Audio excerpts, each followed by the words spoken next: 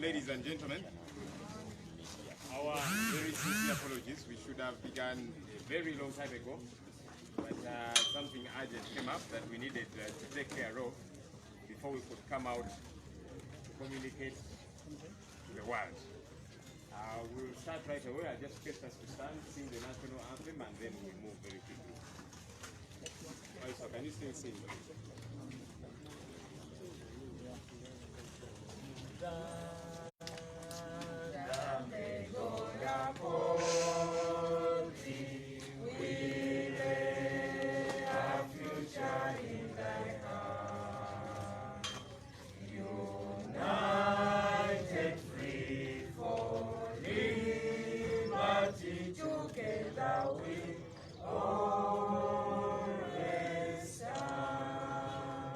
Thank you. Please be seated.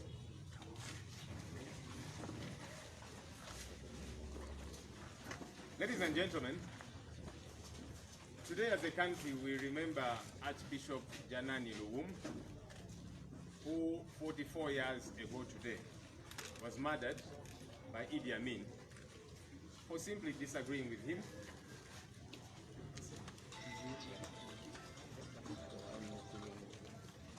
We remember Archbishop Janani Luwum today, who 44 years ago was murdered by Idi Amin Dada for disagreeing with him, for pointing out his evil deeds.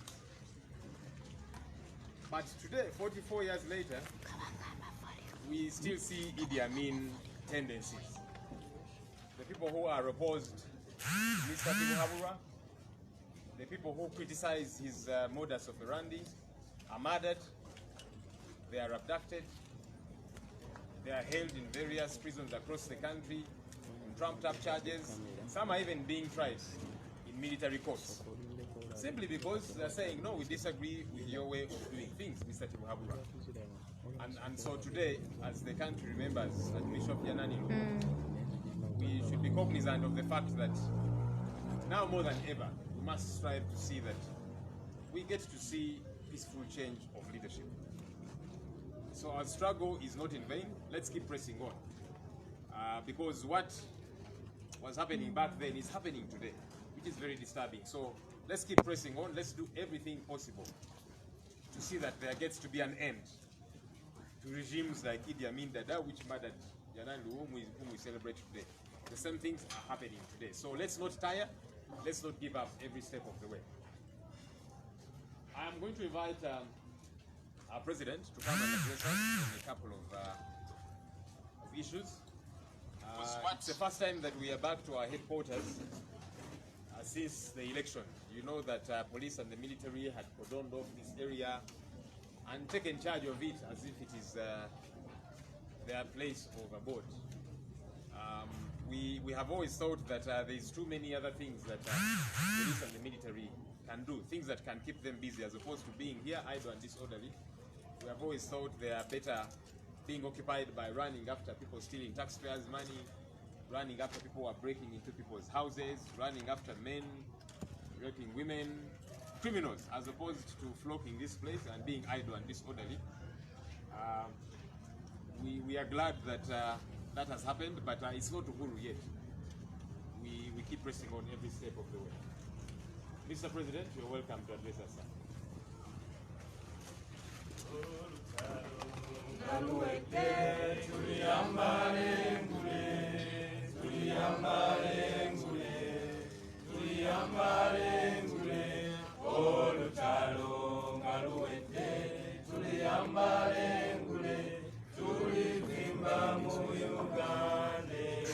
When the struggle is over, we shall wear the victor's crown. We shall wear the victor's crown. We shall wear the victor's crown. When the struggle is over, we shall wear the victor's crown in the new Uganda. People power. Our power. Our power. People power. NUP. Everywhere. Everywhere. NUP. Thank you. Kindly take your seats. Fellow Ugandans, ladies and gentlemen, I salute you. You all recognize that Our office has been under lock and key for the longest time. The military and police just left our office yesterday, even when we ran to the High Court to order them to leave our offices. We have not gotten a decision and an order from the High Court. Today we come to you to address a few issues, mainly three. I want to talk about the rampant kidnaps and abductions of Ugandans. Fellow Ugandans, you heard General Museveni recently came out and actually admitted to sanctioning the extrajudicial killings of Ugandans, the kidnaps, the abductions, and the detentions without trial. You also, General Museveni, bragging about killing Ugandans and about keeping many of them in illegal detention. We condemn that in the strongest terms possible. And I want to remind all of you that we are still doubting that the days of Pandagari are back. The days of dreaded extrajudicial killings and disappearances of Ugandans. We have raised this issue with various organizations, and we intend to push on because this is unacceptable.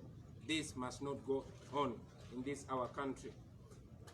I want all of you to know that according to our statistics, more than 3,000 Ugandans have been kidnapped. Many of our leaders, supporters, and close allies are living in fear. Many of them are in hiding, while as we speak, we know that by the end of this press conference, we are going to get reports of many more that are being kidnapped. Unfortunately, when the police comes out to communicate to Ugandans, they give distorted information. We want to join the voices that are demanding for the immediate unconditional release of the Ugandans that are being held in various detention centers. I want to inform the country that tomorrow we shall be presenting a petition to the United Nations Human Rights Office here in Kampala to the same effect. So want to call upon all the relatives, the friends, the sons and daughters, the parents, the families of all those Ugandans that are missing, the Ugandans that are being illegally held. Please join us as we take this petition to the United Nations Human Rights Office here in Kampala to raise our concern. This will be tomorrow at 10 a.m. Ladies and gentlemen, allow me to also raise the concern of the civilians that were arrested by the military and now are being tried in the court-martial. You've seen soldiers and security operatives arresting people. Imagine a situation when the army arrests you, tortures you, holds you incommunicado for weeks and sometimes months, and then later, after a lot of demand, a lot of pressure has been exerted, they present you to a military court and then remand you. We disagree with that, and we are going to legally fight that. You are all aware that on the 30th of November last year, myself and my entire campaign team, we were rounded up by the military in the islands of Kalangala. I alone was airlifted by the military and dropped off at my house. But all our colleagues were detained. Many of them, particularly the close working associates of mine, were presented in the military court and charged with an offense that they purportedly committed on the 3rd of January this year. Just imagine that. They were arrested on the 30th of December 2020 and then were charged with an offense they purportedly committed on the 3rd of January 2021. These comrades include Nubian Lee, my singing partner for the last 20 years. They include producer Dan Magic, my music producer for the longest time. They include my close friend and head of our security, Eddie Mutwe. They include Sheriff Naja, my political personal assistant. They include a whole lot of young men and women that continue to be detained by the regime. Ladies and gentlemen, these are just a few of the names that are presented to you, but very many of them are being illegally held in prisons, having been illegally tried in military courts. We want to inform their relatives and inform the nation that we shall stop at nothing to fight for their rights. And indeed, we have petitioned the High Court to ensure that the military trial stops and they are either released unconditionally or they are presented in a civilian court. Now, that said, ladies and gentlemen, I also want to speak about the ongoing presidential election petition. You are all aware that on the 1st of February 2020, we filed presidential election petition number 1 of 2021, challenging the purported declaration of Museveni as the winner of the 2021 elections. We had concerns, the nation had concerns about our judicial system.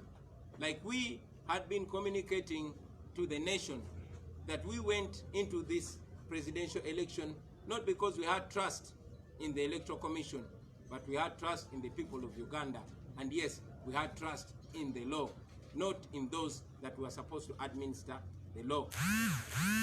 Having seen what we all saw, an election marred with irregularities, in our opinion, not anything worth being called an election, we decided to proceed to the Supreme Court of Uganda. Like I said, we had concerns. Among many concerns, we had concerns of the Chief Justice of Uganda, the Honorable Owiny-Dollo, who we all know had and still has close political and professional relationships with the defendant, General Yoweri Museveni.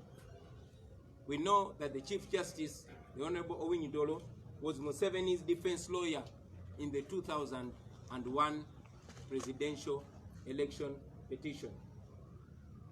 We know that the Chief Justice is a former minister in the NRM government. But most recently, all of us saw the Chief Justice hosting the defendant and making statements. The Chief Justice went ahead and told the defendant that he had actually expected him to do some things in the capacity of President of Uganda in a space of a year from when they met. Now, this is a Chief Justice that has a presidential election petition on his table. But here he is hosting the defendant, hosting one party. Here he is asking for the defendant to do things in the capacity of a president, thereby clearly signaling that he had a predetermined mind about what would come out of the election petition. We know that many other justices of the Supreme Court, in particular, the Honorable Mike Chibita, who also has worked closely with General Museveni, who is a defendant in this petition. But with all concerns, ladies and gentlemen, we decided to give justice and to give the judiciary of Uganda a benefit of doubt. We proceeded to the courts. But I want to inform you, like I'm sure you've all been observing, that the judicial system, the Supreme Court of Uganda, us having gone to the Supreme Court with two intentions, either to get an annulment, either to get justice by having the Supreme Court analyze and indeed appreciate the evidence of all the wrongdoing, all the criminality, and all the illegalities in the election and annulling the election. We had also hoped that if we don't get that, at least we will have this as an opportunity to expose the lack of independence of the Supreme Court of Uganda. The Supreme Court did not wait for us to expose them. They decided to expose themselves ab initio. You all are aware that we were blocked from filing our petition on a Saturday. But again, you are all aware that the NRM lawyers were actually allowed to file their petition on a Saturday. To file their response, I beg your pardon. They filed their response on a Saturday, when the Supreme Court blocked us from filing our petition on a Saturday. As you are all aware that I was held under house arrest for 11 days, right from the day of election. And yet, the law of Uganda provides that anybody that is aggrieved is supposed to file a petition in the first 15 days. It took the decision of the High Court of Uganda to free me from house arrest 4 days to the end of the 15 days. We worked around the clock and we filed a petition within that time. But as you are all aware that working under tough conditions, we indeed had to put more evidence and more grounds. And because it was provided for under the law, so we therefore decided to amend our petition. This was acceptable, and indeed there's precedent to that. In the previous presidential election petition of Amama Mbabazi versus Museveni, the presidential election petition was amended and it was accepted. We were therefore shocked that the Supreme Court of Uganda rejected the amendment to our petition. Why? Because we had brought even stronger grounds like the fact that General Museveni was not qualified to run for president and other grounds. The Supreme Court shamelessly rejected our amendment, which was legally justified. As if that was not enough, ladies and gentlemen, we brought evidence of house arrest. We informed the court that we were unable to park all those facts and grounds in the first petition because I was clearly under house arrest, and it had taken the High Court of Uganda to free me from house arrest. And even if it had taken the High Court of Uganda, and even when they knew that there was precedent to the fact that one can amend a presidential election petition, they blocked us from amending, therefore from bringing more firm grounds. That exposed the Supreme Court as biased and one-sided. We have been collecting evidence, and evidence continues to come in. Some of you journalists that have been following the presidential election petitions in the past, evidence has actually been, brought into court all the way into the hearing. But because our witnesses, many of them are on the run, many of them have been arrested and detained in prisons, while others have been abducted and held in military detention. Many of them are in hiding, but we were able to make every effort and reach out to them and get that evidence and get those affidavits. But alas, we presented that evidence to the tune of 250 more new pieces of evidence in form of affidavits. But as we speak right now, that evidence is with the High Court, with the Supreme Court of Uganda, but is still being rejected.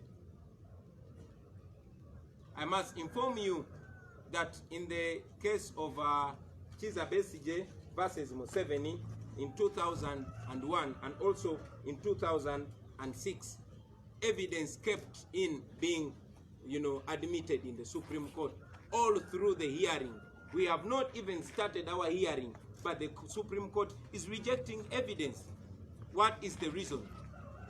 We strongly believe that the court is working on the orders of General Museveni. Like I said, many of our witnesses are on the run, many are in jail. This, our office, has been closed, and as you know, we've been addressing the media from my house because the military and the police has been camped here until yesterday when it was the apparent deadline of submitting more evidence, and that is when they left. We had most of our evidence here in our office, but it's clear that the military and the police blocked us from accessing that evidence. Even when we ran to the Supreme Court, the High Court of Uganda was very quick to order the military to leave my house. But up to today, the High Court of Uganda is yet to give us a date for hearing when we petitioned it, seeking an order to the police and military to leave our office. The police and military left on their own volition. With that, we think that the Supreme Court is in a conspiracy. For example, I must also cite this.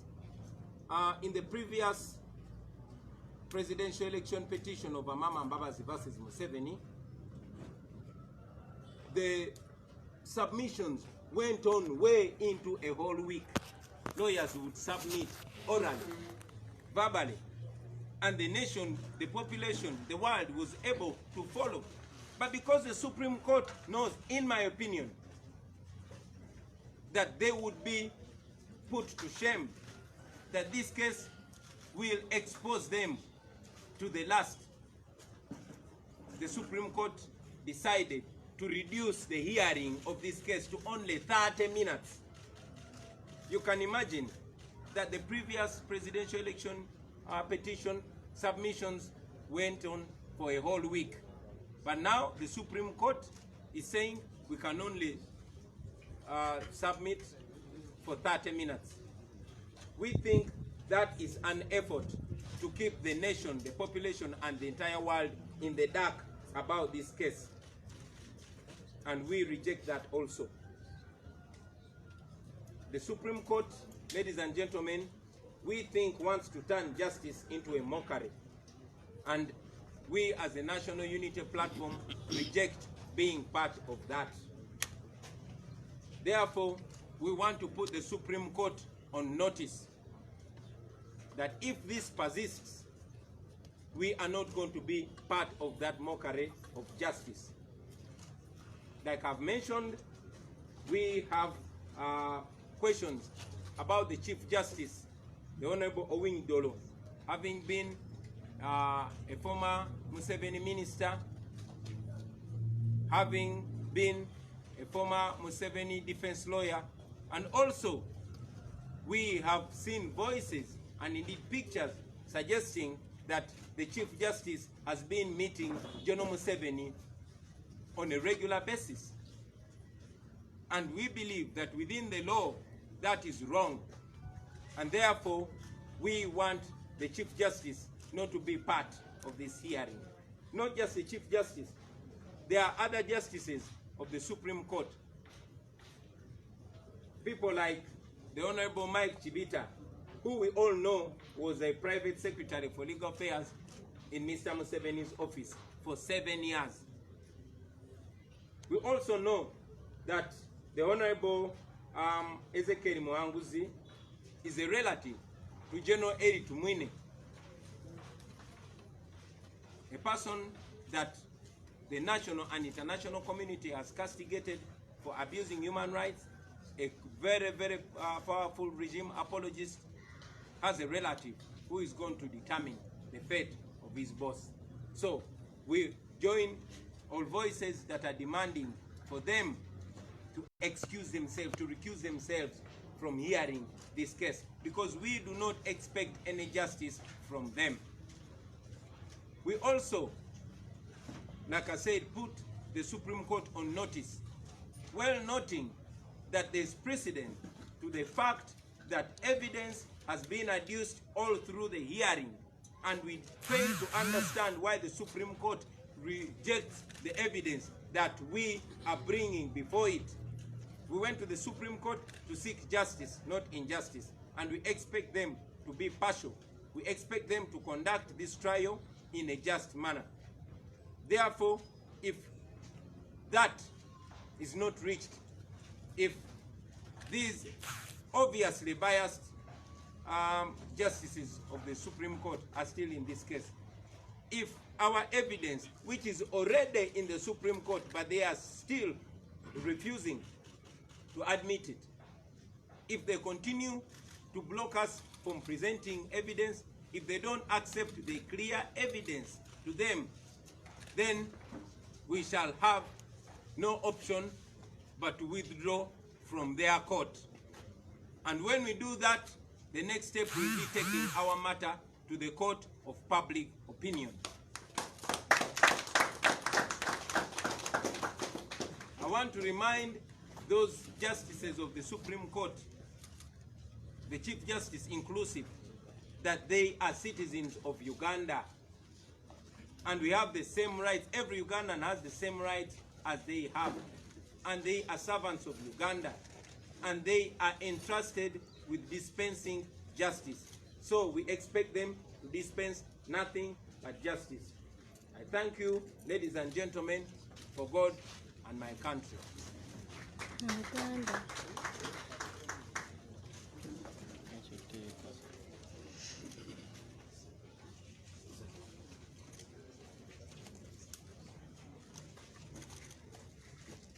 Thank you, Joel. He was briefing me so that when I'm speaking Uganda, I don't make mistake. You know my Uganda is not very good.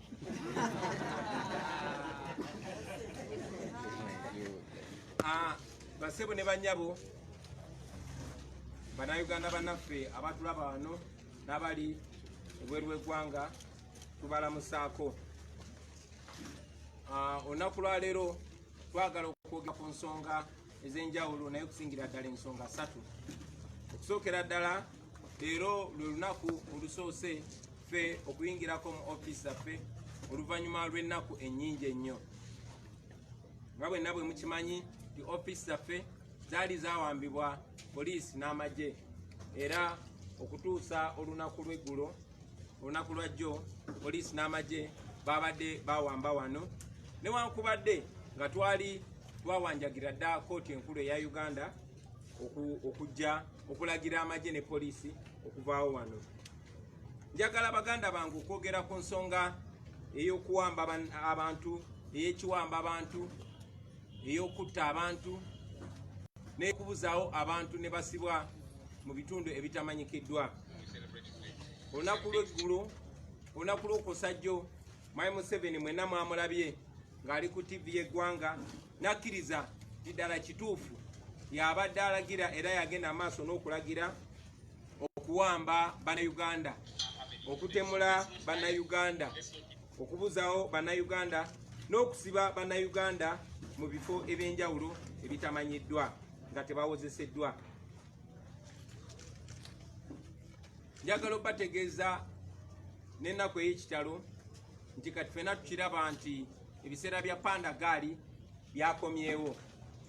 Ebintu Mwami Museveni ne bayeekera banne bye bagamba nti bye byabalwanyisa kati bizeemu. Tebyakaddamu, in fact byaddamu dda, naye kati byeyongedde.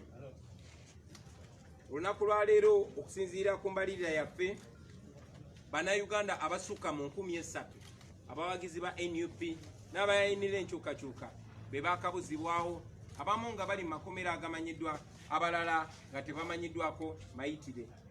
Bangi tuze tubalaba, tusanga battiddwa, abalala babatomeza amamotoka, abalala babakuba miggo, abalala babakuba masasi.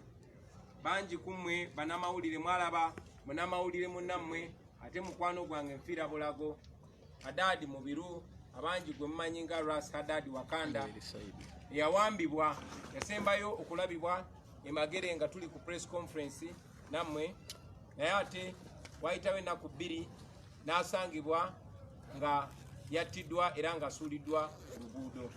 Bangi nnyo n'olunaku lwajjo muganda waffe gwe twakazaako erya Mulongo Sam naye yaziikiddwa oluvannyuma lw'okutomerwa emmotoka.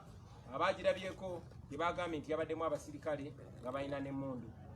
Eyo nno y'embeera eri mu Uganda olunaku lwa leero.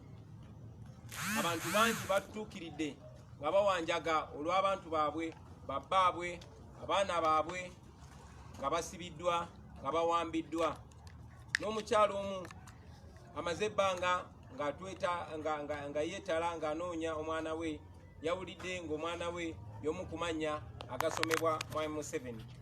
Naye wadde Mwami Museveni yasomyeko batono ziramu bategeeza nti abantu bo ababuziddwawo bangi nnyo okusinga Mwami Museveni be yayogeddeko.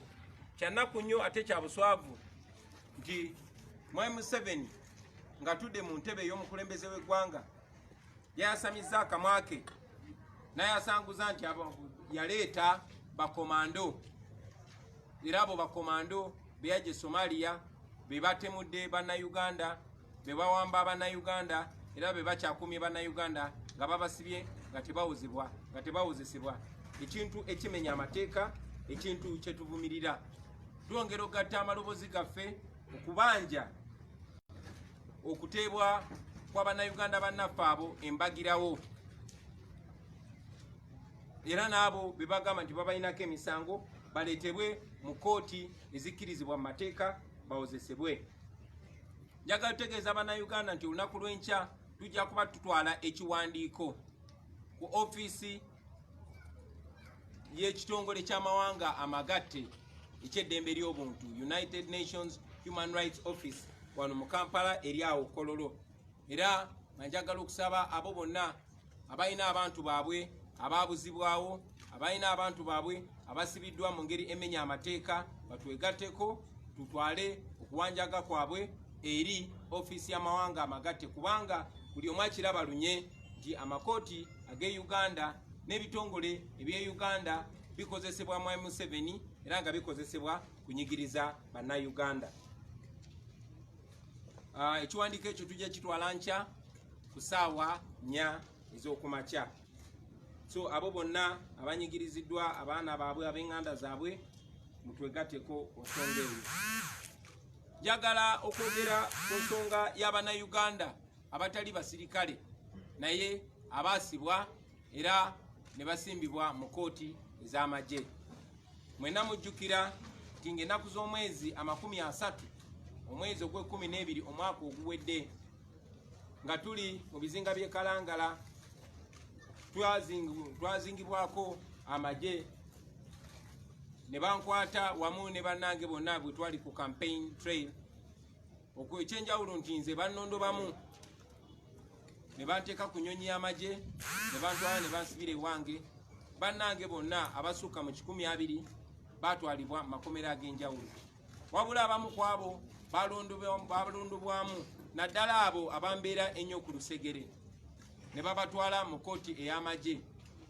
Omwo nga mwe muli muganda wange gwe bayita Nobyanli, mwembi munnange bwe tuyimbye ffenna okumala emyaka egikunuukiriza 2, mwe muli omuyambi wange Sheriff Najja, mwe muli music producer waffe gwe bayita producer Dan Magic oba Daniel Oirot, mwe muli Edward Sebufu oba Eddie Mutwe nga yakulira ebyokwerinda byaffe, mwe muli bannaffe bangi nnyo abo bakwatibwa ne batwalibwa e Kasajjagirwa mu barracks ne batulugunyizibwa bya nsusso, era nga n'abamu bakyali balwadde n'eyo mukomera gye bali.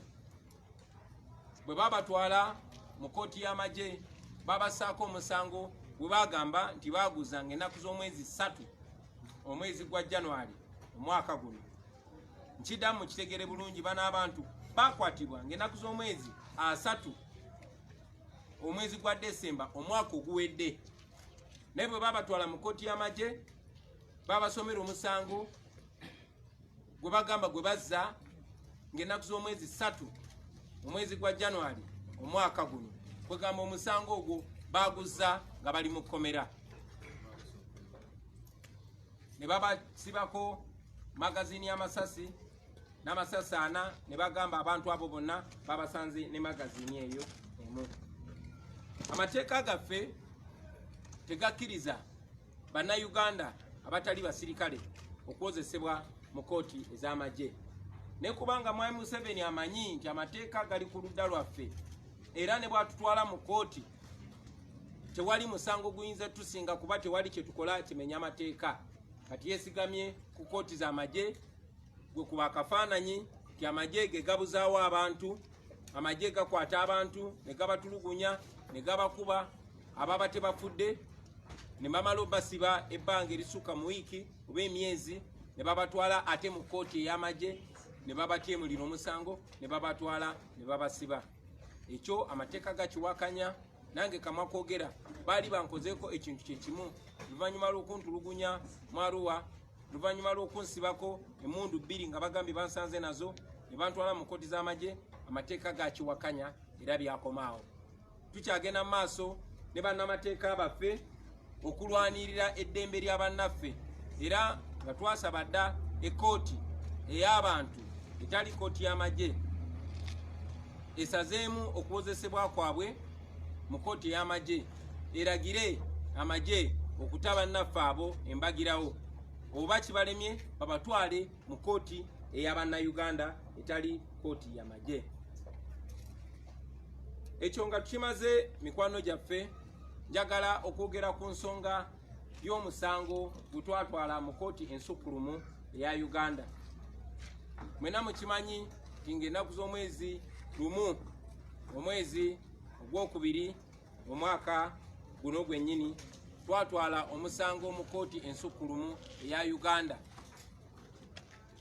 nga tuwawaabira Mwami Museveni, tuwawaabira akakiiko k'ebyokulonda, nga tuwawaabira ne Ssaabawolereza wa gavumenti oba Attorney General, nga tuwakanya okulangirirwa kwa Mwami Museveni nti yeyawangudde okulonda kuno kubanga kwali kukyamu, kwakolebwa mu bukyamu era ne tuwa ensonga zaffe zonna.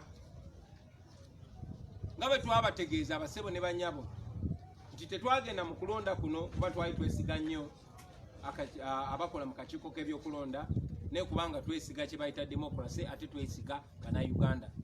Era mu mbeera y'emu tetwagenda mu kooti ensukkulumu eya Uganda kubanga twesiga abo abali mu kooti ensukkulumu. Twagenda mu kooti ensukkulumu kubanga twesiga amateeka era nga twali confident amateeka gali ku saidi yaffe. Weewaawo twalina ensonga zaffe gezimu ku nsonga ezo oba okubuusabuusa okwo kwali kukwemalirira kwa kooti eno ensukkulumu. Tumanyi nti mu misango gyonna gyonna egy'okulonda aba president gye baleese ekooti eno ensukkulumu ebadde teyeetengerera, tebadde independent. Naye ng'era tumanyi nti wadde tebadde independent tubadde n'obujulizi obusukka ekooti eyo obunafu bwayo. Twagenda mu kooti eno nga tulina okwemulugunya kwaffe okugeza nga Ssaabalamuzi wa Uganda kimanyiddwa lunye nti alina enkolagana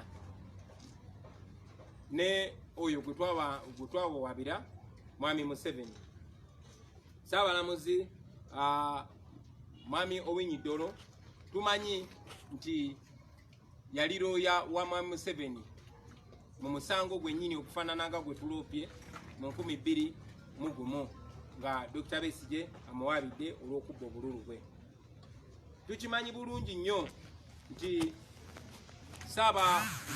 Ssaabalamuzi Chief Justice Mwami Owinyi-Dollo yali minisita mu gavumenti ya Museveni. Naye ebyo nga tubiinamu okubuusabuusa nga twakamala ennaku ntono nga tutaddeyo okuwaaba kwaffe nga kuli ku mmeeza ya Ssaabawolereza. Mwenna mwakiraba nga Chief Justice Mwami Owinyi-Dollo yayita omuwawaabirwa ku mukolo, era ku mukolo ogwo gwe gumu n'abako ebigambo byayayogera ensi yonna n'ebiwulira ng'amusaba nti omwaka ogujja ng'amusaba abeeko byamukolera ye nga Ssaabalamuzi. kakati oli mu mbeera nga olina pate ebbiri ziroopye naye gwe bawawaabidde era gwe twagala ekkooti esazeemu nga Ssaabalamuzi tanaba nakuwulira musango gwaffe ng'ali mu kugamba Mwami Museveni byalina okukola omwaka ogujja nga pulezidenti ng'alinga agamba yasazedde omusango era Mwami Museveni yaguwangudde. Ekyo nno tukivumirira naye tekyakoma okwo. Ebyo wadde yabyogera twali tulina obugumu nti obujulizi bwe tugenda okuleeta mu kkooti bw'amaanyi nnyo nnyo nnyo era obujulizi obwo bujja kusupasidinga okwekubira kwonna kwonna okwali kugenda okubeerawo. Twali tukimanyi nti n'omulala omulamuzi mu kkooti ensukulumu eya Uganda omukulu gwe bayita Michael Kibita yali mukozi wa Museveni, yali private secretary oba omuwandiisi ow'ekyama owa Mwami Museveni okumala emyaka 7 era okukubusabusa okufuna obwenkanya nga tukwina kubanga waliwo omungereza kyayita conflict of interest. Naye mu kubuusabuusa okwo kwonna kwonna nga bwe tubategeezezza nti twali confident nga bwe tuli confident kati nti omusango gwaffe gwalina enkizo y'amaanyi nnyo nnyo nnyo n'ebyo byonna byonna nga weebiri era tewali ngeri yonna gye baali basobola kwewala bujulizi obwo. Bwe tumanyi nti basebo ne banyabo bannayuganda banaffe abali wano ne Bulaaya muzenga mulaba obujulizi obwo bye twogerako si byambo wabula muzenga mubiraba byonna kuba bibaddewo mu maaso gammwe. So twasalawo ekkooti eno tukigezese nababuulirako nti tugenda mu kkooti eno naye tujja kujjayo ebintu bibiri. Either tujja kujjayo obwenkanya kuba amateeka galagira ekkooti okugwa obwenkanya, either tujja kujjayo obwenkanya abalamuzi b'ekkooti ensukulumu balaba amazima era basale amazima basazeemu okulonda kuno balagire okuteekateeka okulonda okwokubiri. Naye nga tumanyi nti tebwe batakikola ekyo lazima ekkooti eyo tujja kugirabisa, tujja kukozesa omukisa guno bannayuganda bonna bonna balabe ekigenda mu maaso nga bwe tuzenga tubagamba nti ekkooti teyeetengeredde era bajja kiraba ng'ekkooti teyeetengeredde. Njagala obategeeza bannayuganda bannaffe nti bwe tuli wano kirabikanga ekkooti ensukulumu eya Uganda esazeewo okwolesa obutabeera na nsonyi n'okwolesa kyekubiira. Munajjukira nti bwe twali tufairinga oba bwe twali tutwalayo omusango gwaffe guno twasooka gutwala ku lunaku lwa 6 era ekkooti ensukulumu negaana okurisiivinga okuwaaba kwaffe ku lunaku olw'omukaaga. Naye bannaffe aba NRM bo bagenzeeyo lwa 6 okuwaayo okwewozaako kwabwe era okwewozaako kwabwe ne kukkirizibwa ku lunaku olw'omukaaga, olunaku lwe lumu lwe baatugaana okuwaaba omusango gwaffe. Ekyo tekyakomyawo. Mwena mumanyi nti etteeka lituwa ennaku 15 okuwaaba omusango. Ne ku nnaku ezo 15 namala ennaku 11 nga ndi mu buwambe ewange. Era ekkooti enkulu eya Uganda High Court yamala kulagira amagye na poliisi kuva wange fune eddembe lyange ne balyoka ne bavaawo. Bavaawo nga tubuzaayo ennaku 4 ekiseera kye tulina okuwaaba omusango kigweko.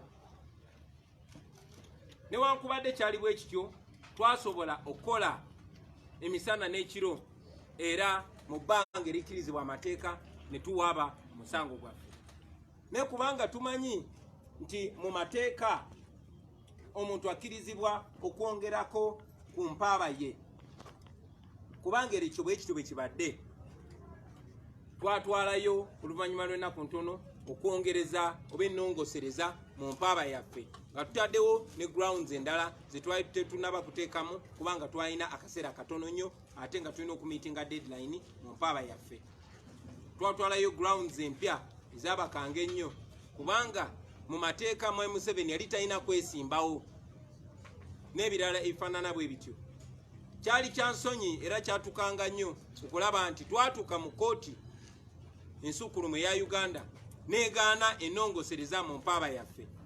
Eno ye kkooti y'emu mu kuwaaba okwakaggwa okwa Honorable Mama Mbabazi nga waabira Museveni bakkiriza ennongosereza, bakkiriza okwamendinga petition. Naye kuffe ekkooti enkulu yennyini n'esalawo erage kyekubira. Mu mateeka ekkooti ensukulumu kyebekoledde omuntu omu oba kyebekoze musango gumu ebeera eyina kigikakatako okikola ne musango omulala, bakiyita doctrine of precedent. Ekyennaku ekkooti ensukulumu yagaana wakati mu butaswala negaana ennongosereza mu mpaaba yaffe. Tebaatuwa nsonga, baatugamba ennongosereza mu mpaaba yammwe tugiganye, tujja bawa ensonga oluvannyuma. Tebanatuwa nsonga. Naye era abamentioninga ne bagamba nti ebintu ebimu bye muwaabye ne bwe mutabireeta mu nnongosereza mujja bireeta mu evidence. Mujja bireeta evidence obujulizi. Mujja kireeta mu bujulizi. Ekkooti ensukulumu yategeeza nti tujja kireeta mu bujulizi. Kakati mikwano gyaffe nga bwe mumanyi nti obujulizi bwaffe bubadde buzibu okuŋŋaanya, nti abajulizi baffe abasinga baliira ku nsiko, abalala bawambibwa tetumanyi gye bali, abalala bakwatibwa tumanyi bali Makindye oba bali Mbuya oba mu zitokya Kyembaze endala, abalala bali Kitalya. Naye kkooti yatutegeeza tujja kuleeta ensonga zaffe ez'endala mu bujulizi. Njagala obbategeeza nti olunaku lwajjo twatwe obujulizi bwaffe n'olunaku lwa Sande, naye obujulizi obwo oluvannyuma lw'okulaba nga bungi nnyo kyansonyi nti ekkooti ensukulumu ekyagaanye okukkiriza obujulizi bwaffe. Twatuteyo obujulizi bukunukiriza mu pieces 250. Ekkooti ensukulumu ekyagaanye okukkiriza obujulizi bwaffe obwo.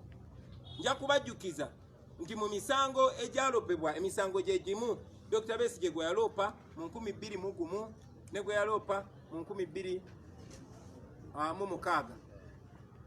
Ekkooti y'emu yakkiriza, eyina president nti yakkirizanga obujulizi era kibadde clear.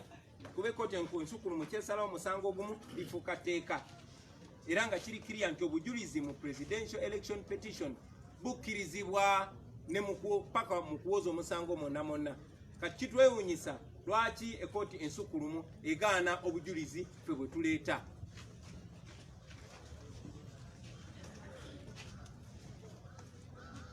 Already emaze obategeeza nti bannaffe abasinga bali mu kkomera balabalira ku nsiko, naye ne wano wennyini ku ofiisi yaffe bwe tubadde nga tukuŋŋaanyiriza empapula zaffe esinga, bwe tubadde tukuŋŋaanyiriza obujulizi bwaffe obusinga, poliisi n'amagye baali bawambawo, era lwamaze kutuuka olunaku lwajjo nga ndowooza bafunye communication nti kati bagaddewo tebakkiriza bujulizi bwaffe buleeta, poliisi n'amagye ne biryoka bivaawo wano. Njagala mujjukire titwasaba ekkooti enkulu eya Uganda okulagira poliisi n'amagye okwamuka ofiisi yaffe kubanga baali bawambawo wano mu bumenyi bw'amateeka. Naye ekkooti ne guno gwaka ebadde tennaba kuwa nsala yaayo wadde okutuwa olunaku olw'okuwulira omusango gwaffe nga kiringa ekiraga nti ekkooti naye badde ekolagana ne poliisi n'amagye okumakinga sure batulemesa nga bazanya omuzannyo gwe gumu.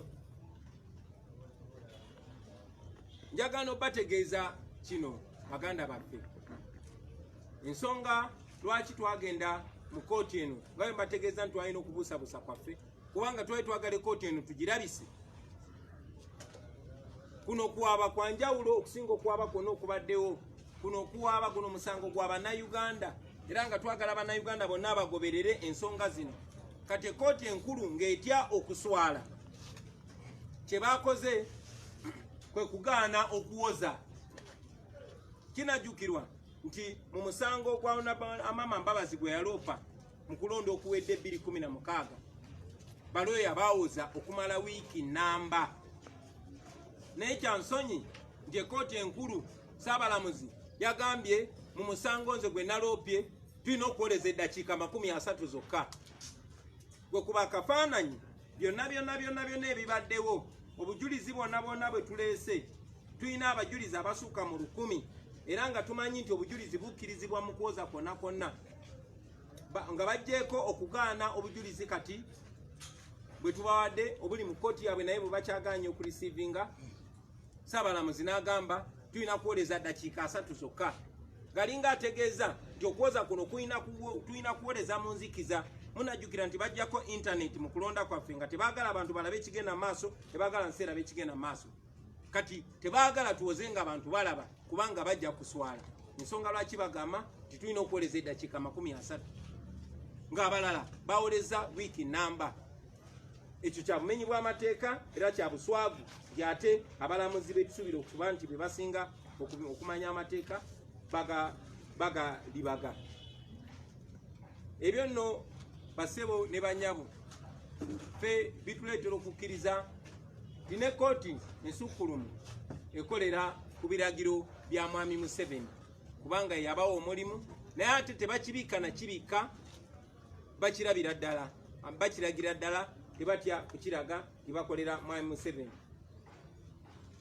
Tukikakasiza ffe kkooti ensukkulumu egezaako obwenkanya ate okubukuba olubege era twagala okulaalika ekkooti ensukkulumu nga mwe muli ne Ssaabalamuzi nti muli bakozi ba Bannayuganda musuubirwa okugaba obwenkanya nga mubugabira Bannayuganda. Obwenkanya mwe bannamateeka mugamba tebulina kukolebwa bukolebwa wabula bulina okulabibwa nga bukolebwa. Justice must not only be served but it must be seen to be served.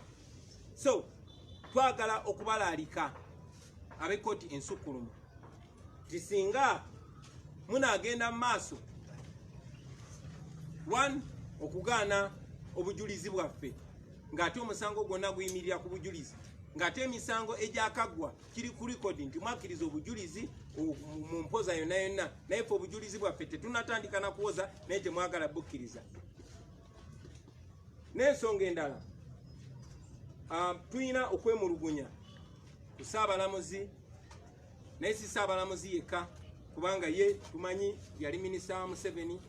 Twawulira ebigambo bye yayogera ng'alinga asala omusango ng'awanguza mwami Museveni era mwena mbadde mbiraba ku social media nga waliwo reports nti asinkana mwami Museveni. Kati Ssaabalamuzi oyinza otya okusinkana ate omuwawaabirwa ng'olina fayiro y'okuwaaba ku mmeeza yo. N'olw'ensonga eyo twagala Ssaabalamuzi twagala mwami Kibita naye nga mulamuzi mu kkooti enkulu ensukkulumu eya Uganda naye nga tumanyi nti yali muwandiisi wa mwami Museveni ow'ekyama okumala emyaka 7. Tumanyi nti n'omulamuzi gwe bayita Muhanguzi Ezekiel wa Luganda ne General Eritu Mwine. So twagala mu mateeka kuba amateeka gaabwe galagira amateeka agafuga Uganda ng'ate abalamuzi b'ekkooti ensukkulumu tukakasa nti bagamanyi bulungi. Galagira nti omuntu bw'aba alina kyekubira oba nga alina kye bayita conflict of interest aba alina okwejja mu musango ogwo era n'amaloboozi mugawulidde nga gasaba bejjemu. So ebyo bwe bitaakolebwe obujulizi bwaffe bwe bunaagaanibwa abalamuzi b'ekkooti enkulu naddala Ssaabalamuzi bw'anaagenda mu maaso ng'alaga kyekubiira tujja kuba tetulina option ndala okujjako okujja omusango gwaffe mu kkooti yaabwe ey'abantu 9 tugutwale mu kkooti ey'abantu bonna Bannayuganda. Twakibagambako era tukibagamba olwaleero essuubi lyaffe erisembayo erisooka era erisembayo liri mu Bannayuganda. The people of Uganda shall have the final say in the matters of their governance, in the matters of their country. N'olw'ensonga eyo basebo ne banyabo twagadde bategeeza ebyo nammwe mubigoberere nga Bannayuganda kubanga waliwo kaweefube mungi okusiba ekitambaala ku maaso ga Bannayuganda baleme kulaba bigenda mu maaso. Bwe binaagaana byonna tujja kudda mu kye bayita court of public opinion eri mmwe Bannayuganda mwe munaaba abalamuzi mu nsonga eno. Mwebale nnyo, mwebalire ddala lwa Katonda n'ensi yange.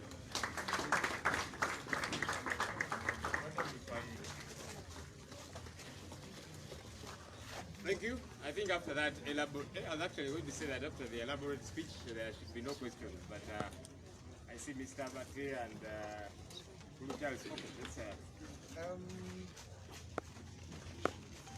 you, sir. I have a couple of things to ask. One, yesterday, maybe we put in a formal application to the Supreme Court for the justice the Chief Justice to recuse himself from that matter. I wonder whether Mr. Kyagulanyi will join formally in backing that application, and also related to that, these things you are asking for, I know you are surrounded with legal minds there. Have you made them formally to the court that they should do ABCD like you are asking, or you are asking them to do those things you are asking from here? And the last one, you've said it many times that you don't believe that this court is fair, you believe it is unfair, you believe so many things against it. Then why are you lamenting now, yet you knew the kind of court you are going to on the onset? That it was like this, it has biased judges, it doesn't do this and that, and before the matter is decided, you are lamenting. Why did you go there when you knew the kind of court you were going to? And maybe lastly, I'm sorry, Joel. Yesterday you put out a list of 240 something names of people who have been kidnapped. But you've said many times that over 3,000 people have been kidnapped. How do you reconcile putting out a list of 200 and then continue claiming that there are 3,000? Are you doing justice to the rest of the people you claim were kidnapped, or it is just for, just that 3,000 people have been kidnapped? Okay, thank you. My name is Charles from Petition. You're taking the petition to the UN human rights offices in Kampala. What are you asking the UN to do? Two, one of us said you take the issues to the public court. In the case your request and suggestions have not been adhered to, are you continuing the case? Or you just going to fast wait until the case is finished, the judgment is given out? Then the other one, the last one, yes. The officers have been under military siege for some couple of days. Is everything intact, or is missing out something? Thank you.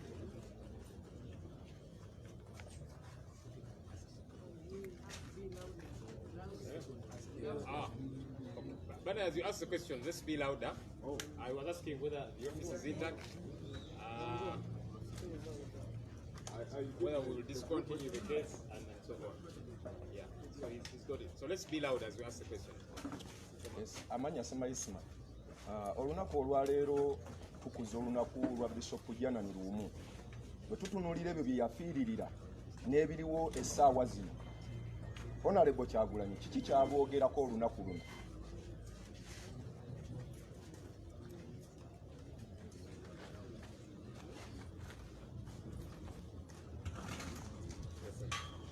Okay, ekyange kigenda era eri principal. Amanya Sematimba Bwegere. Saabalamuzi bwe yali mwali mutandika omusango guno, yateekawo obumu ku bukwakkulizo nga abalaga nti abawaabye nti musaanidde musango guno okuteeka mawulire, era temulina kubaako kye mugwogerako nga muyita mu mikutu gy'ebyempuliziganya, mubeere nga mubirekera kooti byonna.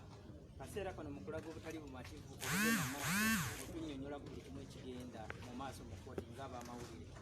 Osuubidde oba musuubira tekirina kye kireetera kutaataagana gye muli nga mu abali mu musango ne kkooti okubaako kye yeekwasa gye muli nga yabagana okuteeka amawulire ate kati nga mugutuulira.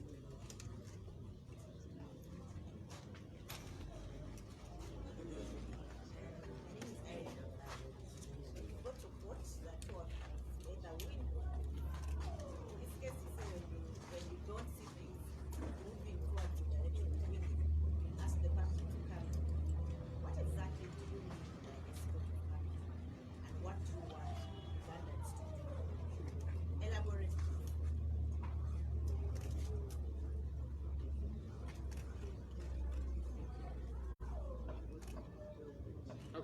guess that's it.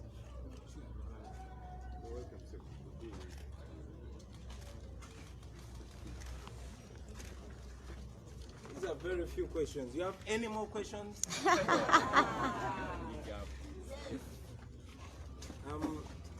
Thank you very much. One journalist asked us about Ewan Mabirizi. Just to inform you that he's not part of our legal team. Yep. We have a robust legal team. We appreciate opinions from all people, but we have a legal team that is handling our legal matters. And it is our legal team that has authority to deal with our legal matters. And because we are the petitioners, we welcome those that join us, not the other way around. We're asked also if we have made any formal applications to the same effect. As you know, we are the politicians, if you like, although I don't really like that word so much, but we have lawyers, and our lawyers have instructions to implement what we are communicating to you, ladies and gentlemen.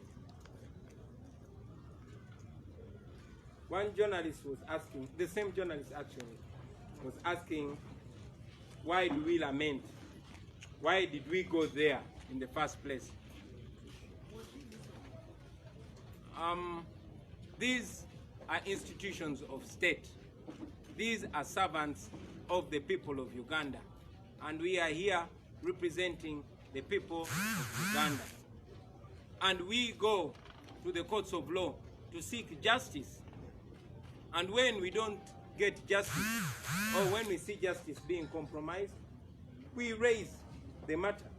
So, like we told you, we had our questions about the Electoral Commission. But those questions had to be put to the face of the people. Our questions and our constant complaints had to be substantiated and justified in the presence of the people. And that is exactly what happened on the 14th of January. We went to the polls, and as you all saw how the elections went. We have the judiciary, and we expect justice from there. So we went to get justice. But getting that justice, going for justice and getting justice, those are two different things. You cannot tell a Ugandan not to go to the state institution to get service because they are constitutionally entitled to the same. We only question that institution if it does not practice its noble duty. That's why we are questioning the Electoral Commission, because it did not practice with integrity its constitutional mandate. And yes, we are calling on the judiciary because it is not seen to practice its constitutional mandate. You cannot say, don't come to me because I have a right to do injustice. No, that is not the Uganda we believe in. That's why we are envisioning a new Uganda where courts are courts of judicature, where people go there to get justice, and they indeed get that justice.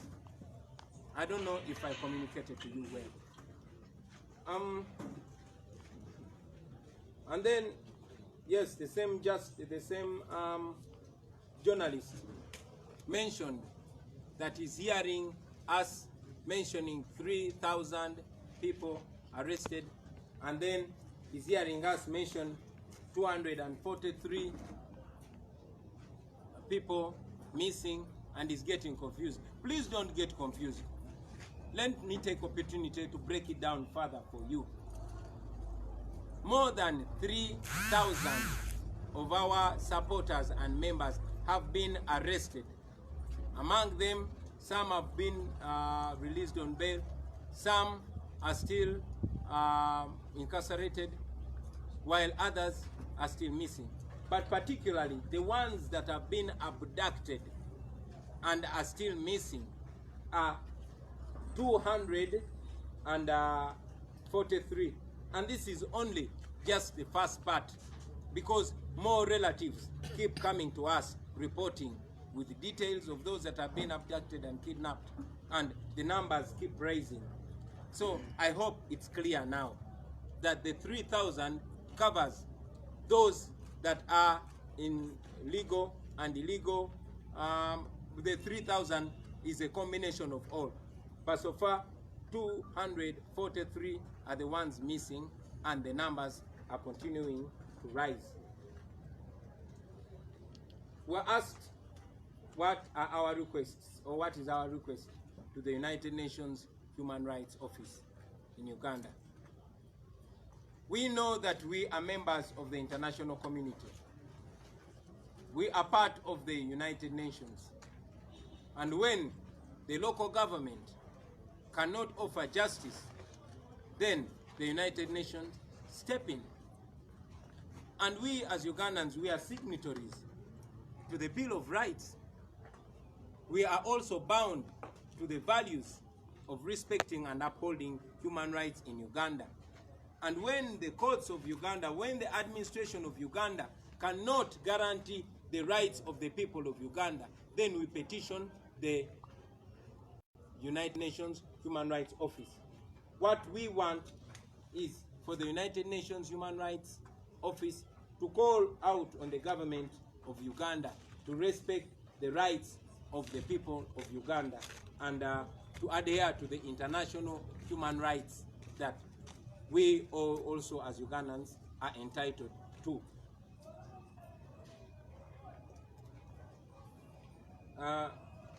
Sematimba Bwejire asked what we say about the Janandum Day. That was not you. It's not mine. Why don't you just take the credit?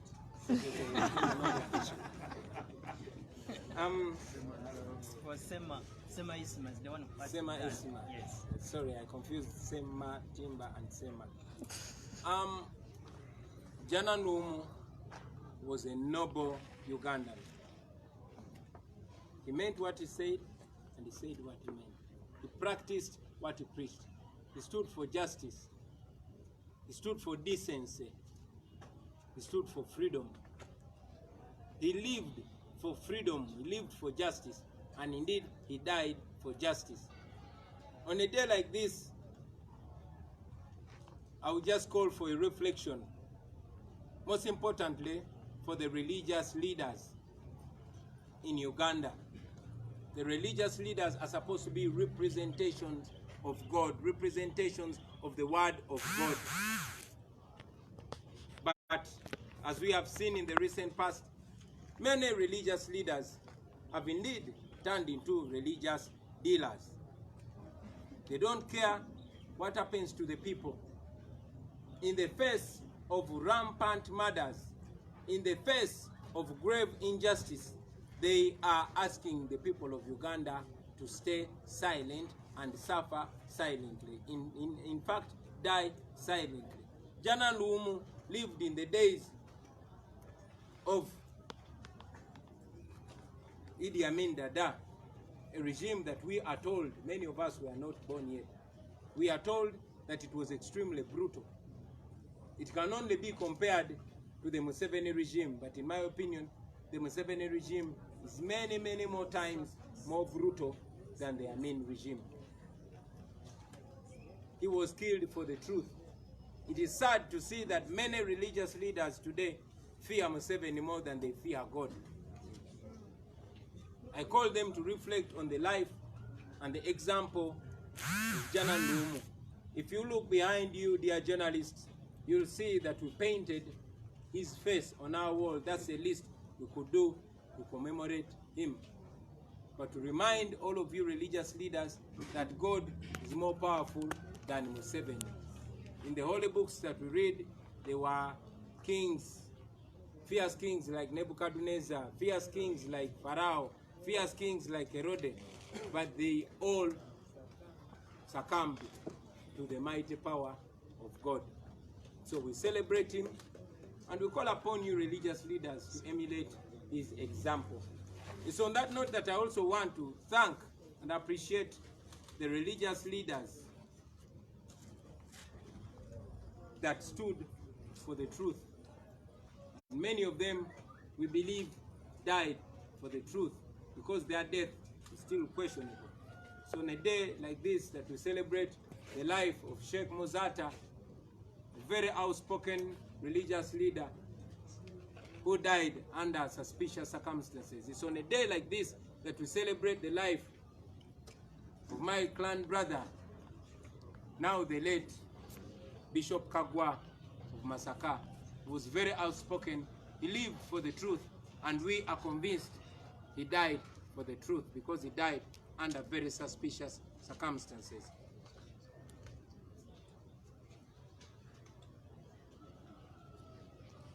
Now this was Sematimba Wejire, who said that the Chief Justice cautioned us about media involvement and was wondering if it will not affect the case. Of course there must be media involvement. We are conscious not to violate the sub judice rule. But this, in many ways, is a case of public interest. This is a case where Ugandans, many millions of Ugandans, have a stake and an interest. They went to the polls, they voted, by their will was usurped, and therefore it is in their interest to follow. And we are convinced that the Supreme Court is not giving them that opportunity, but we are insisting that the people must get that opportunity. We believe that it does not break any law for the public to be interested and indeed to keep a keen eye on the proceedings in the Supreme Court. And finally, our sister there, and if I didn't get your question right, maybe you kindly repeat it. You say we go to court to win or lose. I did not get the last bit of your question. If you could kindly repeat it. So when you say the court of public opinion was organized, you don't see that the Supreme Court working in your direction. What exactly do you mean by this court of public opinion? What are you asking Ugandans? Thank you very much. Maybe I'll put it more clearly. If we don't get justice in the Supreme Court, or if we see that the Supreme Court is actually not up to giving the people of Uganda justice, we shall go to the court of the people of Uganda. Now this has very many, this is a very relative approach. The people of Uganda, like I've said in the past and I'm saying now, they shall have the final say in the matters of their destiny. Many things can be resolved in that line. And moving forward, we shall guide on various ways. But we have not crossed that bridge now because the Supreme Court still has a window, it still has an opportunity to make good of its name.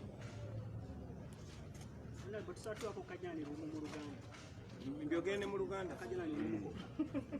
Kajana nikoka. Asobola bida mu Luganda. Sade zinawera mwenda so Luganda chalo. Pozo kubifunza. Already mbategezeza nti tulina bannamateeka abaffe era n'abantu abalala baddembe okutwegattako mu kunoonya obwenkanya obwa Bana Uganda. Naye tulina bannamateeka baffe bantegeeza nti mwamale mabirizi naye baadde babuuza oba tunamwegattako. Tulowooza nti guno omusango National Unity Platform yeguloopye nga nze ngikulembeddemu, n'olw'ensonga eyo abalala bonna baddembe okutwegattako, so si ffe okubeegattako, si ffe okubagoberera. Batubuuziza oba ekooti tugitegeezezza mu butongole. Ffe tuli bakulembeze. Oba oyagala oyinza otuyita bannabyabufuzi newankubadde ekikigambo tutera kwagala n'okikozesa. Naye tulina abalooya baffe, tulina bannamateeka baffe, era eyo paati ejja kubeera yaabwe. Omulala abuuzizza nti lwaki twagenda mu kooti ate kati ne tudda eno ne tutandika okukabira Bannayuganda nga twagenda mu kooti nga tulina okubuusabuusa mu kooti. Njagala obategeeza nti bino ebitongole bya gavumenti era bino ebitongole byateekebwawo amateeka okukolera abantu ba bulijjo. Nkibagamba bulijjo neera nkiddamu nti bino ebitongole byonna ababikolamu bakozi ba Munnayuganda era amateeka gabalagira okukola ekituufu. Tugendayo newankubadde tubuusabuusa ku busobozi bwabwe okukola ekituufu kubanga ababalagira babalagira nnyo okumenya amateeka okunyigiriza Bannayuganda. Naye tugendayo si kuba twesiga abo abaliyo, tugendayo kubanga twesiga amateeka. Era bwe balema okugoberera amateeka n'okutuwa obwenkanya, then kwe kuvaayo ne tutegeeza Bannayuganda kuba tumanyi be bannannyini buyinza oluvannyuma lwa byonna. Era munnamawulire omu yagambye nti afunye okubuzaabuzibwa.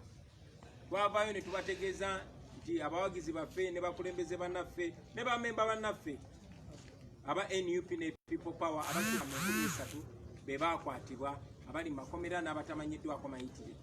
Naye ate yawulidde nga tufulumiza listi eriko abantu 243 abatalabikako abawambibwa. N'ategeeza nti abuzaabuziddwa. Ne njagala okukozesa guno mukisa okutangaaza nti omugatte bannaffe abaasibwa abawambibwa be tumanyi gye bali ne bwe tutamanyi gye bali basuka mu 13,000. Omwo mulimu abali mu makomera, mulimu abakateebwa kati abeeyimiriddwa, mulimu n'abatamanyiddwa. Naye in particular abawambiddwa ezo emmotoka zemmanyi nga drone abatamanyiddwako mayitire n'abo bwe twategeerezeddwako nti bali mu kutulugunyizirwa mu balakisi z'amagye ne mu Torture Chambers ng'Emakindye ng'Embuya bali 243. Ate eyo ye paati yokka esooka kuba okuva lwe twafulumiza lisiti eyo n'olwaleero ab'eŋŋanda zaabo abalala bangi nnyo batutuukiridde. So teweewuunya ng'ate namba eyo ng'ekyuse n'erinnya. Njagadde kutegeeza muleme kwekanga kubanga famire zaabwe zikyatuukirira nga zitegeeza bannaffe bangi abo ababuziddwawo. Bafamire baabwe n'abantu baabwe batutegeeza kw'ebiseera ebimu tetumanya gye babawambidde. Bangi babajja mu Kampala naye abalala babajje mu bitundu eby'eggwanga eby'enjawulo, kw'otadde Jinja, kw'otadde Kasese, kw'otadde Ntungamu, kw'otadde Mbarara, kw'otadde Mbale n'ebitundu ebirala bingi. Mwatubuuzizza ki kye twagala ofiisi y'eddembe ery'obuntu ey'amawanga amagatte ekole. Munakijjukira nti Uganda yemu ku mawanga agali mu mukago ogw'amawanga amagatte. Era ekibiina ky'amawanga amagatte kirina amateeka nga gamu ku mateeka ago agasinga okukuumwa obutiribiri ge mateeka agakuuma eddembe ly'obuntu. Era nga gavumenti eriroko oba eyawano bwe beeremeddwa okuuma eddembe ly'abannansi tusobola okwekubira enduulu mu ofiisi ey'amawanga amagatte. Era ng'ekimu ku bye twagala kwe kuba gavumenti ya Uganda ku nsoloboto babakomperinge oba babakakirize baseemu eddembe ly'Abannayuganda ekitiibwa nga mwe muli eddembe ery'okubeera abalamu.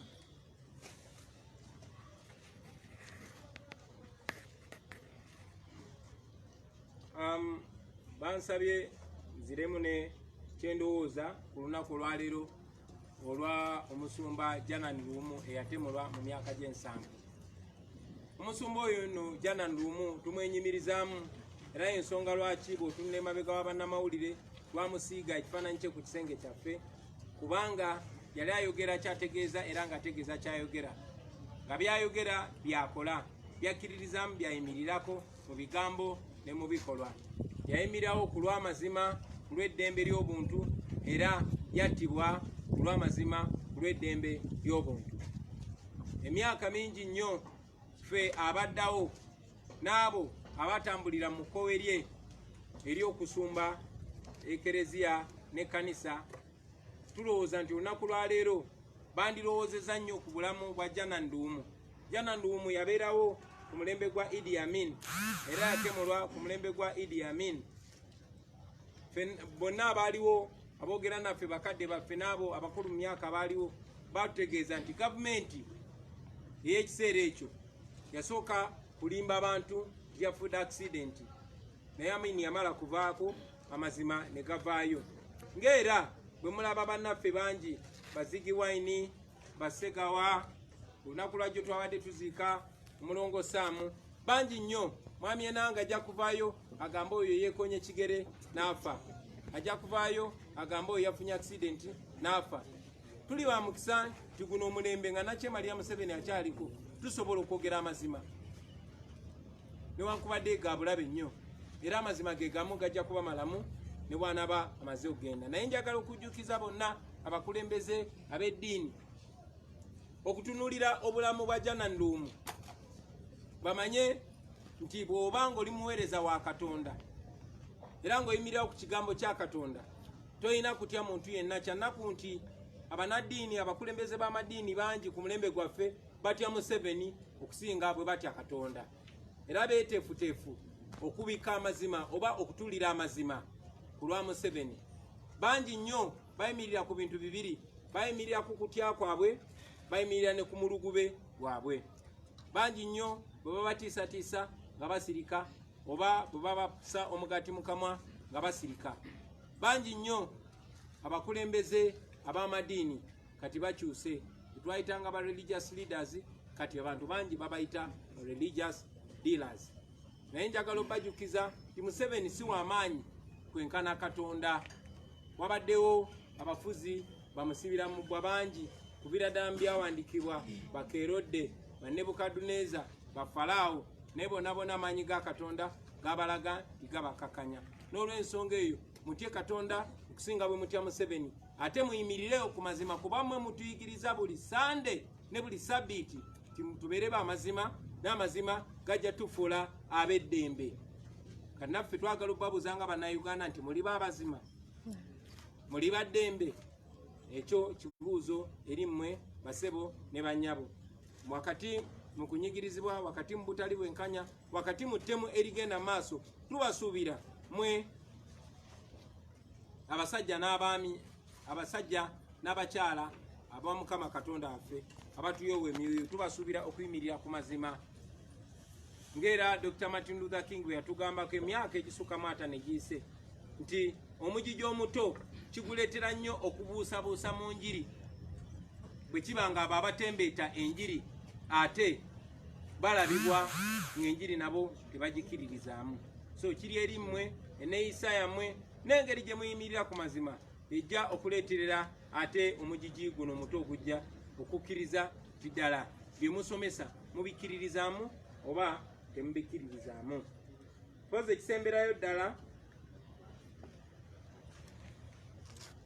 ekidirira ekisembayo mwami Ssematimba Bwegire yatubuuzizza nti Ssaabalamuzi yatugamba nti ensonga y'omusango guno tulina nnyo ogiyingiza mu bannamawulire n'atubuuza nti ekikole bubi omusango gwaffe basebo ne bannyabo guno omusango gwa bannayuganda bannayuganda miliyoni ne miliyoni baavaayo ne bagenda ne balonda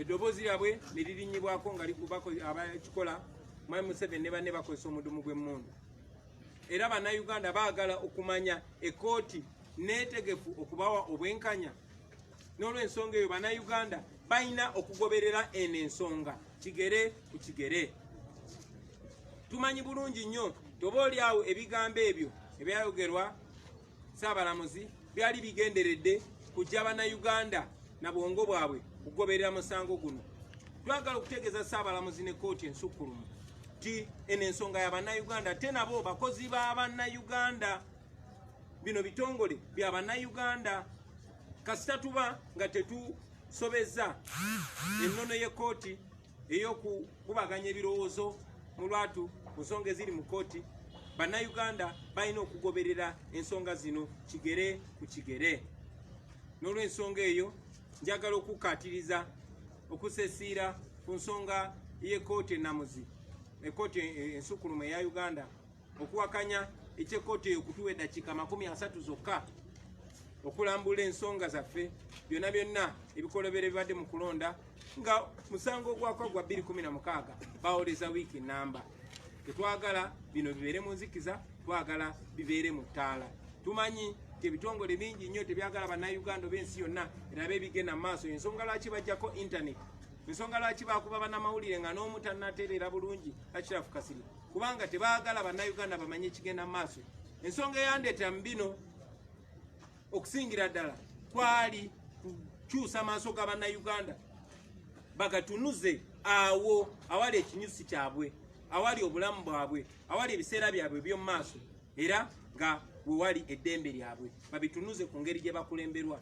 N'olw'ensonga eyo bannayuganda balina okugoberera ensonga eno.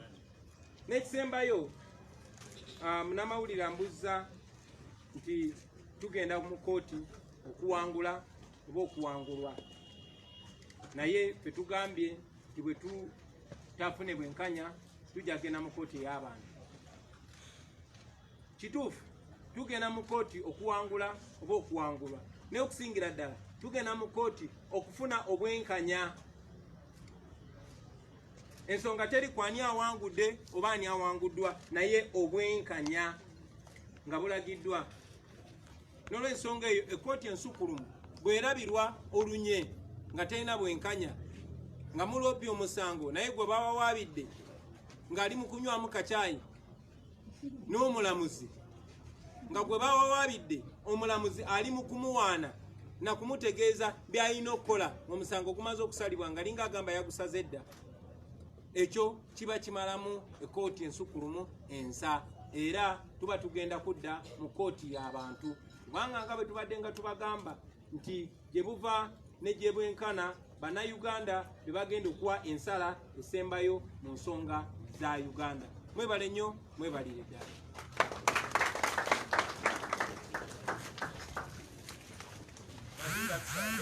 Thank you, Your Excellency. We request party leaders and the MPs will have a quick meeting with you in the hall just after here. Thank you, everybody.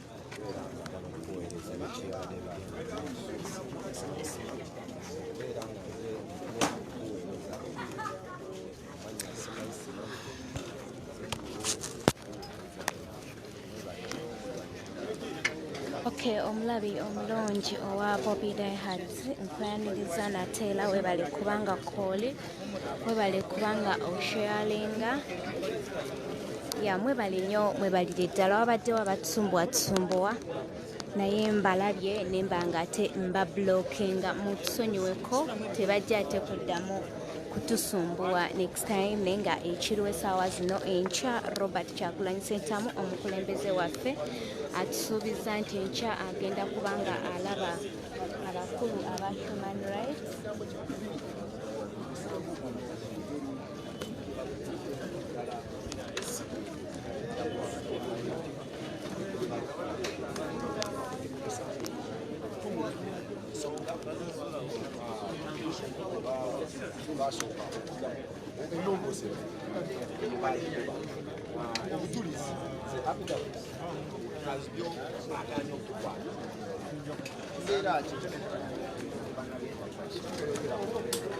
Yes, mukwano gwange aliko Bobi badde nkyakunyonyolako ku mbeera nga weeri. Nkugambye nti olunaku olw'Emande omukulembeze w'eggwanga Robert Kyagulanyi Ssentamu asuubirwako ate okubeera ng'agenda na meeting abakulu aba human rights era n'abasaba nti mwenna abanaasobola musobola okuba nga mumwegattako Robert Kyagulanyi Ssentamu enkya ssaawa 4 ne muba nga ate mutwegattako ne tutwalayo okwemulugunya kwaffe oba okwemulugunya kw'Abannayuganda olw'okubuzibwangawo buli kiseera, okukubibwa saako n'okusibibwa nga tebalina musango. abamu baganda baffe ne battibwa. So olunaku olw'enkya omukulembeze w'eggwanga Robert Kyagulanyi Ssentamu ku ssabaloya be n'abantu abanaasobola okumwegattako olunaku olw'enkya lwatwalayo okwemulugunya kwe ku kitebe kya National Human Rights. Olunaku olw'enkya gwe muganda wange aliko Bobi Diehards. Tuli wano Kamokya naye nga ekitebe kino kyali kyasalibwako dda abakulembeze abakuumaddembe. Poliisi n'amagye baali bakisalako olunaku olw'eggulo. Poliisi lwe yakivuddeko era omukulembeze w'eggwanga Robert Kyagulanyi Ssentamu agambye nti obujulizi obumu bwe baali balina okuwa mu kooti bwali buli mu woofiisi eno, naye kyansonyi nti woofiisi yaggalwa n'ekuumibwa abasirikale ng'ekiraga nti abasirikale nabo balabika baalina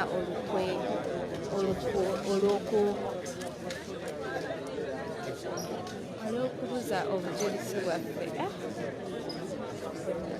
Nzikirize mbasiibule bannange. Oh my God.